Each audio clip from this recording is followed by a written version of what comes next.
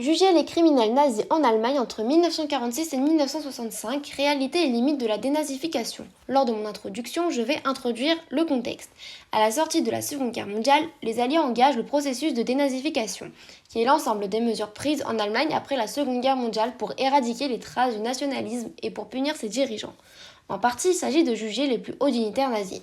Le procès de Nuremberg se tient de 1945 à 1946 dans la ville de Nuremberg. Le procès repose sur un tribunal pénal international composé de 4 juges représentant les 4 vainqueurs hormis la Chine.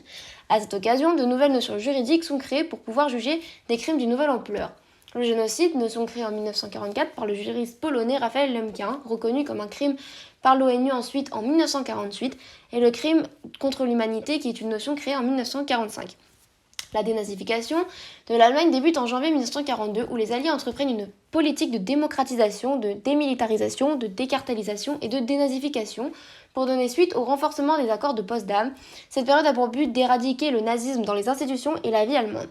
Or, ce n'est pas tout, cette dénazification souhaite permettre une reconstruction à la vie politique allemande sur une base démocratique. Pour cela, nous pourrons nous demander comment sont jugés les criminels nazis en Allemagne entre 1946 et 1945 et les étapes qui conduisent à l'éradication du nazisme allemand. Donc dans un premier temps, nous pourrons voir les réalités de la dénazification et puis dans une seconde partie, nous pourrons voir les limites que la dénazification a engendrées. Grâce à la capitulation sans condition des Allemands, le 8 mai 1945, les pays alliés avec la participation de l'URSS voient par là une occasion pour en finir définitivement avec le régime totalitaire allemand. À partir de là, ces pays entament une campagne de dénazification de l'Allemagne, qui commence par la conférence de Potsdam de l'été 1945, qui a pour objectif de diviser le territoire allemand en 4 zones d'occupation afin de dissoudre entièrement le régime totalitaire allemand par la démilitarisation de l'Allemagne, en fermant la majorité des usines d'armement allemandes, mais aussi par un démantèlement des institutions liées au régime nazi comme la Gestapo, les SS, etc.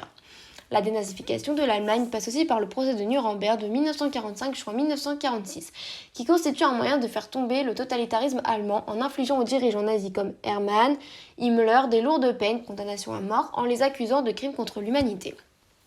Pour les exterminations des Juifs. Cette dénazification s'est aussi faite par l'organisation d'élections municipales en 1946. Cela montre que l'Allemagne a fait un pas vers un régime démocratique. Tous ces faits constituent des preuves à la réussite de ces pays vainqueurs à une dénazification de l'Allemagne. Mais malgré tous ces efforts des pays alliés pour parvenir à dénazifier l'Allemagne, ces efforts restent en vain. Un processus difficile dans un pays en ruine dont le peuple a été intoxiqué par des années de propagande. En 1945, les Alliés veulent faire prendre conscience à tous les Allemands des crimes du nazisme. Ainsi, les habitants de Weimar obligés de visiter le camp de concentration à peine libéré afin d'y être confrontés aux preuves de l'horreur. En 1953, le soulèvement historique des ouvriers d'Allemagne de l'Est est durement réprimé par Moscou. La RDA dénonce une imaginaire tentative de coup fasciste. À l'ouest, les dossiers de 13 millions d'Allemands qui doivent être jugés pour collaboration s'entassent. Mais si trop de citoyens de la RFA étaient jugés coupables, la reconstruction deviendrait impossible. Une procédure rapide d'épuration fondée sur un questionnaire permet finalement de blanchir 9 millions de personnes. Au fil du temps, la dénazification se poursuit toujours avec difficulté. Elle prend notamment la forme de la chasse aux criminels nazis organisée par Serge et Beit Klarsfeld, une traque pour ne jamais oublier et prévenir toute résurgence du passé. Le premier signal d'une dénazification qui a échoué est la création de la RDA et la RFA, qui signale un début de la mésentente entre les Alliés et l'URSS. Et le deuxième signal de cet inachèvement, c'est la construction du mur de Berlin, qui confirme l'envie de l'URSS de se détacher des Alliés. Si nous avons des limites temporelles, de l'été 1945 au printemps 1947, les rapports entre les anciens alliés ne cessent de se dégrader. La victoire a rompu le lien entre des régimes que les intérêts, les ambitions et les idéologies opposent. Le procès de Nuremberg sous la conduite du tribunal militaire international et les traités de paix avec les satellites de l'Allemagne sont les dernières manifestations d'une entente apparente et particulièrement fragile. Une opposition bientôt irréductible se manifeste entre l'URSS stalinienne et les États-Unis au capitalisme triomphant entre leurs logiques dominatrices. Les années 1945-1949 permettent d'observer les interactions entre deux évolutions contraires qui s'influencent réciproquement.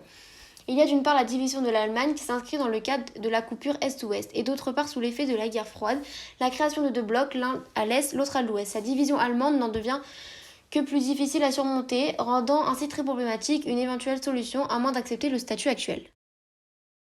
La nazification s'est faite en Allemagne, qui a connu un régime nazi dès le début des années 1920, mais elle s'est poursuivie un peu dans le monde du fait que certains nazis ont réussi à s'échapper.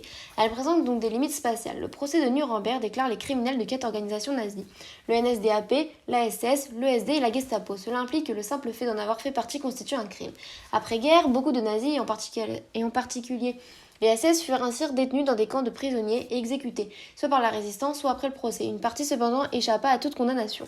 Les nazis qui échappèrent à la justice dans les médias après la guerre peuvent ainsi être classés en plusieurs catégories. Ceux qui se sont suicidés, ceux qui ont été condamnés à mort, mais ont réussi à ne pas être exécutés d'une manière ou d'une autre, ceux qui n'ont pas fait l'objet de procès ni de condamnation pour une raison ou une autre, comme par exemple les non-inscrits au registre central des criminels de guerre et suspects pour la sécurité, les non-arrêtés, etc. Les non-arrêtés ont pu parfois continuer à vivre dans leur pays, soit sous la même identité, soit sous une fausse identité, étant parfois employés par les services de renseignement de l'Ouest et de l'Est. D'autres parmi ceux-ci se sont enfuis en s'appuyant parfois sur des réseaux d'exfiltration des criminels de guerre. L'un des réseaux avérés fut celui de l'évêque catholique Alois Udal, qui était proche du prêtre croate Draganovic. Ces deux prêtres firent beaucoup pour aider des fugitifs, dont Adolf Eichmann, Klaus Barbie, à s'enfuir pour l'Amérique latine.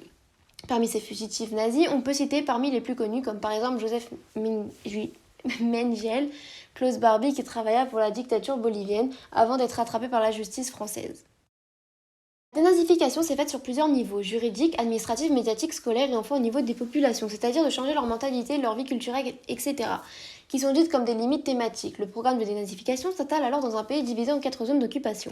Dans un premier temps, il s'agit de rééduquer la population allemande à leur enraciner dans des idéologies antisémites et xénophobes. Les pays occupants obligent la population à visiter les camps de concentration et à voir des films et des photos des actes racistes commis lors de cette Seconde Guerre mondiale. Les manuels scolaires sont modifiés, les monuments nazis détruits, le nom de certaines rues changé et les symboles nazis effacés. On assiste donc à cette époque à un effacement total de tout emblème nazi afin d'effacer tout germe de l'idéologie d'Adolf Hitler de la vie quotidienne de la population allemande. Pour conclure, nous pouvons dire que la dénazification ne se résume pas au procès de Nuremberg et qu'elle présente des réalités et des limites. Il faut extirper une idéologie qui a eu 12 ans pour s'enraciner dans l'esprit des Allemands et rééduquer un peuple vers la démocratie. Il y a de grandes répercussions compte tenu des notions juridiques qui sont développées par cette occasion. La dénazification n'a pas été complète, de nombreux criminels se cachent avec de l'efficacité et bénéficient parfois de complicité. Les autorités de la RFA et de la RDA ne furent pas encouragées à poursuivre avec zèle la politique de dénazification. La guerre froide marque le fait que cette dénazification a échoué car les alliés d'hier dans la dénazification se sont éloignés de leurs objectifs, du fait qu'elle ne soit plus une priorité mais secondaire.